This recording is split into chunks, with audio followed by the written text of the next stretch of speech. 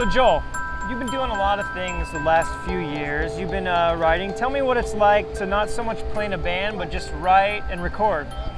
It's interesting because you can be creative, and you get to get that side out of you, all the creative juices out of you, but you don't have to stick to one thing. Like if you're writing for an artist, you can write and then they can tour that, that music, or they can go and do what they do. Do you miss being on the road? Yeah, I do. I miss it so much because I love the communication with the fans and the people, and just the connecting with people, like personally, not just through the internet. And I plan on touring soon. I have a few things that I'm preparing, and projects, and figuring out exactly what it is I want to do, what kind of music I want to do, like where I want to go. And once I figure that out, then I'm just gonna go all the way with it. I know I've seen on Facebook and stuff, you've done a lot of like humanitarian work the last couple of years, like beach cleanups and stuff like that. Talk a little bit about that. I really want to make a difference, and through music or through communication of, just verbal communication, or through, things in the community like that. And I've actually started working with my local church even, and we have a program called Food with Love. And every Friday that I'm home, I still have to travel a little bit, but every Friday that I'm home and I'm free, I dedicate the 3 hours to doing that. And we have a food truck, and we get 2,000 to 3,000 pounds of food every Friday in the morning from the food truck, and give it out to people at this elementary school, and families come. And so far we've fed 10,000 people so far just since January. Wow. Which has been awesome. There's just a crew of like 12 of us doing it. And then I did a beach cleanup last year. That was super fun. I invited any of the fans. That was really cool. And I plan on doing another one this summer. Having a church that does outreach and works with needy families and the homeless, what drew you to Christianity and the love of Christ? Jesus.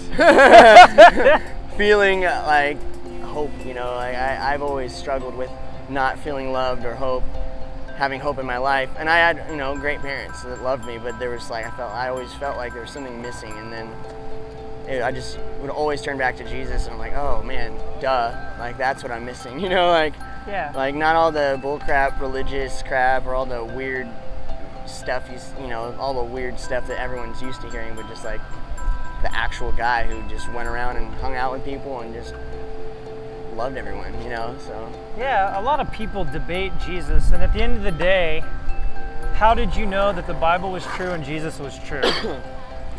It's just like that you know. Like I've had so many things happen where I literally like genuinely asked God about this or that, and like it actually, this or that actually happened. Like so many things that were just black and white, and then later in time I'll be like, I'll like second think myself and be like, wait, was that really, But after so many of those things happening, I'm like, God, Jesus has to be real. Like this has to be. All the other bullcrap and the money-making people and the TV evangelists, all that, like they all started with something genuine, and I see, like, I'm like, okay, there's got to be something behind all this bullcrap that our generations created and generations before. But I'm constantly trying to remind myself and just try and focus on what can I do to do what you want me to do. If you could record with one artist or even band, who would it be? Record like me producing or me being in the band? Well, maybe both. I call me stereotypical. I would love to do something with Paramore.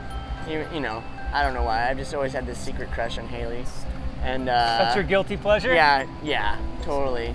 And producing, I would love to work with Dr. Luke as an artist.